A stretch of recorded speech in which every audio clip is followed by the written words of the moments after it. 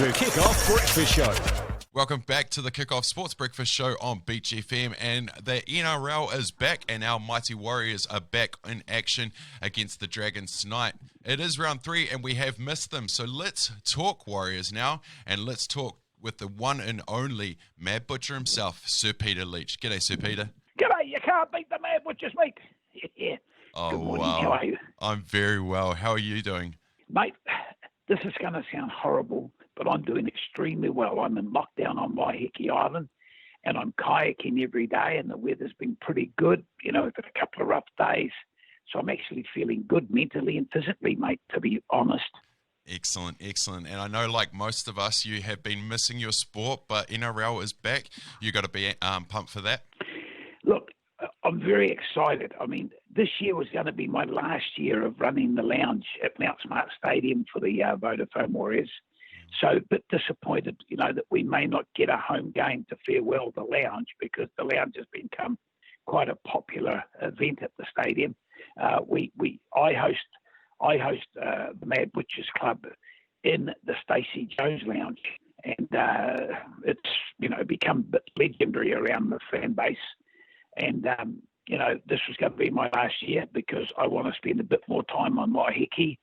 You know, I'll follow the Warriors till the day I die, but I don't necessarily want to be going to every home game like I do. I want to spend a bit more time on Waiheke and enjoy the peace and tranquility down here, because I'm not getting any younger. I'm 76 now, so, you know, smell the roses.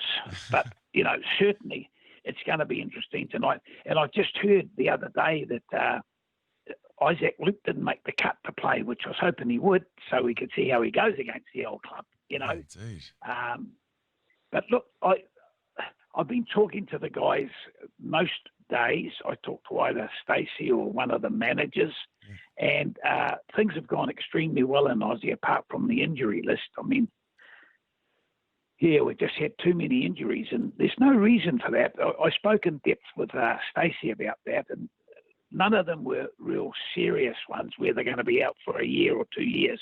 But still annoying that we can't field the players we wanted to in our first game, you know. But that's life. And the main thing is, you know, football is alive, back and well. And for us Warrior fans, we're pumped, we're ready. And Roger Tumavavashek will lead the team with the pride he carries on that jersey. And quite honestly, I can't wait. Absolutely. Well, there is 25 seasons that we already have under our belt, and with the help of my good friend Jared Summer, who's a massive Warriors fan, we've come up with a few questions for you, Sir Peter. Who do you think has been our biggest rival club over the last 25 seasons? Of course, we've had some stellar matchups with Melbourne Storm, and of course, all those Anzac Day games. Who do you think's been our biggest rival? Well, for me personally, it's been the Melbourne Storm, because they've been the benchmark team, you know, benchmark club. And I think it was in 2011 we went over there, and I was lucky enough to be there in Melbourne for that game, and we beat them and got into the grand final, you know. But, mate, every game is a tough one, you know. You can never tell, you know. But I think just for my personal, I'd say the Melbourne Storm, you know. Great rivalry there. And the Broncos, you know. The thing about the Broncos, when I used to travel with the team, and I'd done that for a couple of years, every away game with the team, and we would get more supporters at Suncorp Stadium than the Broncos at times. I remember once when I was acting manager, the players were hopping on the bus, and I said, no, you guys got to get off the bus and go over to the fence and talk to the fans. And to be fair, they were buggered and they weren't that keen. I said, no. We had a bigger crowd here tonight, boys, than the bloody Broncos themselves. And we got to acknowledge those people, mate, because they're potential season ticket holders, because you can get an away season ticket. You know what? Right. Yep. We've got a special deal for Aussies. And, mate, they were just lined. Unbelievable, mate. No, some great experiences with all the clubs, to be fair. But I'd say Melbourne and then the Broncos. Brilliant. We've had some awesome overseas players over the 25 years. 25 years, of course. Dean Bell started it off with that, and then Steve Price, Kevin Campion, and Luck along the way. Who's been your favourite overseas player? Well, I've got two that I got really, really close to. Jason Deeth and Kevin Campion. Right. Both of them stayed with me. Jason became part of my family, stayed with me for the whole season. And Kevin stayed there for, a couple of months. The funny thing is, every night when we had tea, when it was time to do the dishes, Kevin's wife would ring him.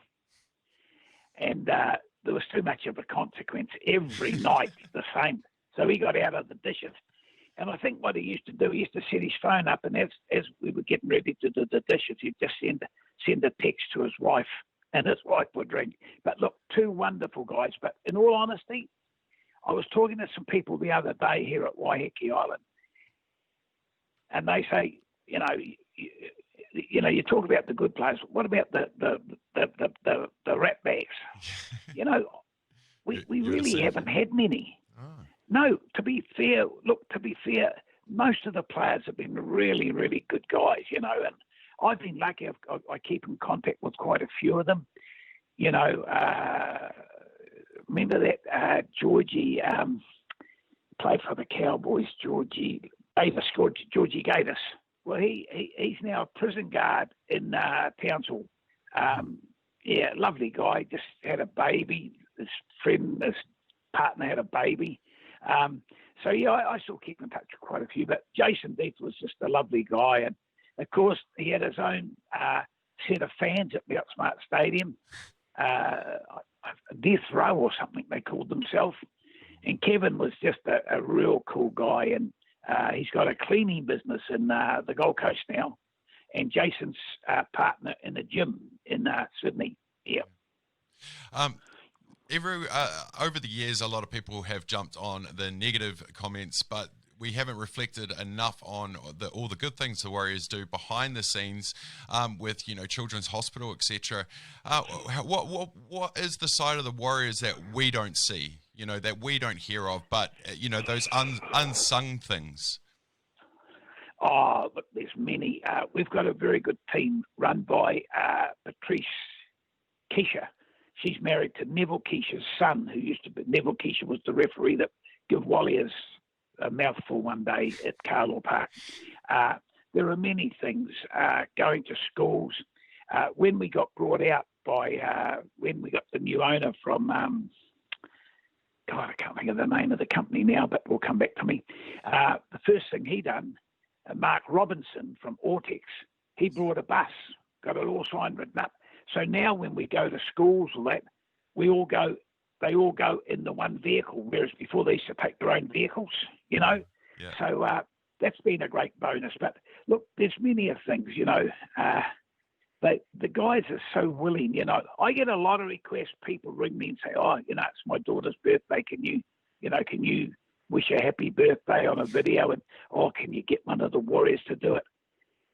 I don't think I've ever had a player knock me back for anything, and that includes players like Matthew Ridge that, a lot of people thought he was an arrogant bloke, but you have to get to know Matthew. Matthew is his own person, and, he does his own thing, but, done some good things behind the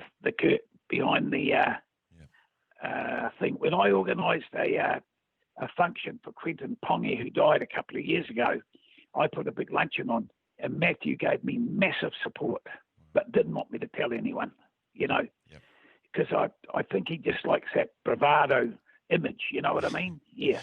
But no, they do a lot of good, led by a good team, and awesome. we believe in giving back to the community.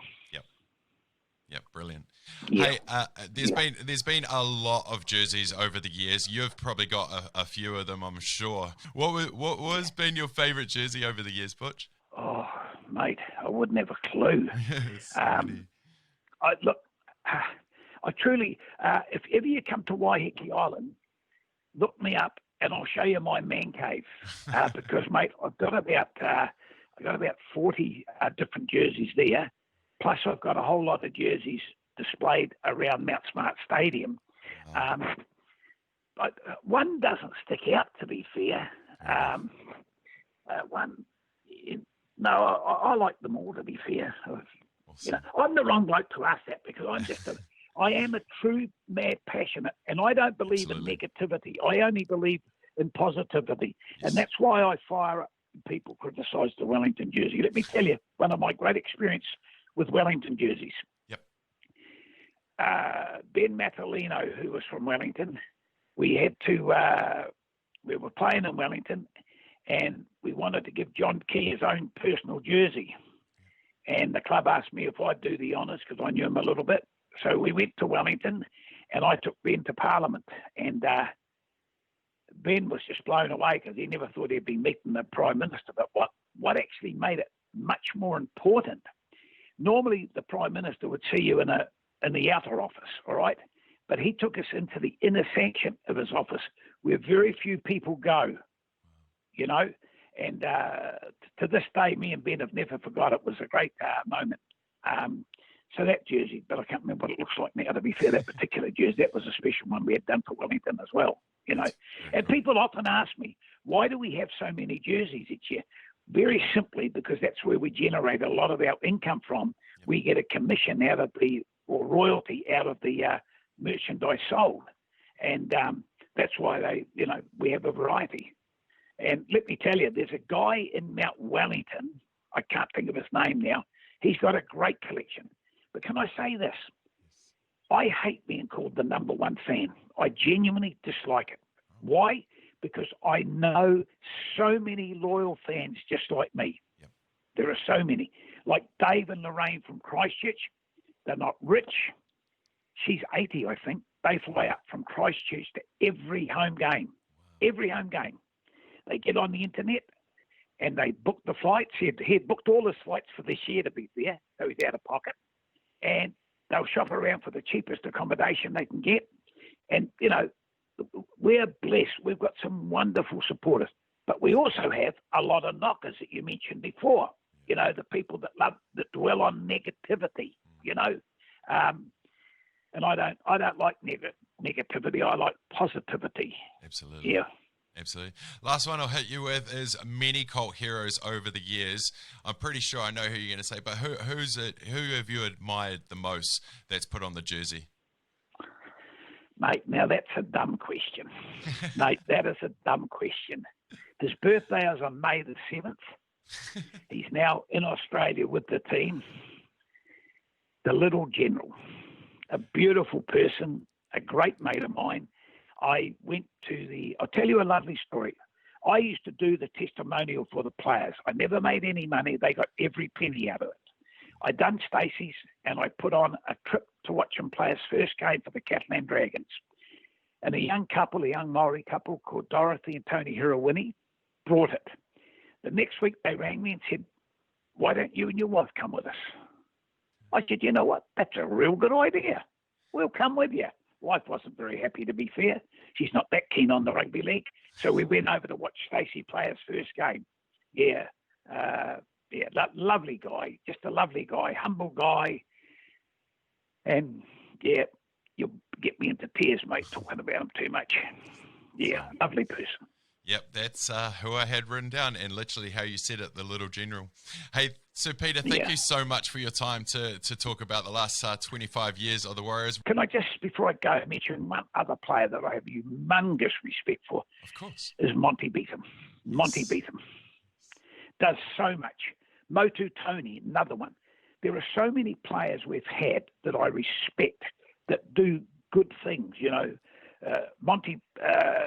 Motu Tony, I'm in England with the Kiwis, and we go down to a thing in London, wherever it was, and it was an hour drive back, and I'm going to get a taxi. Motu said to me, no, you're not getting a taxi, I'm driving you.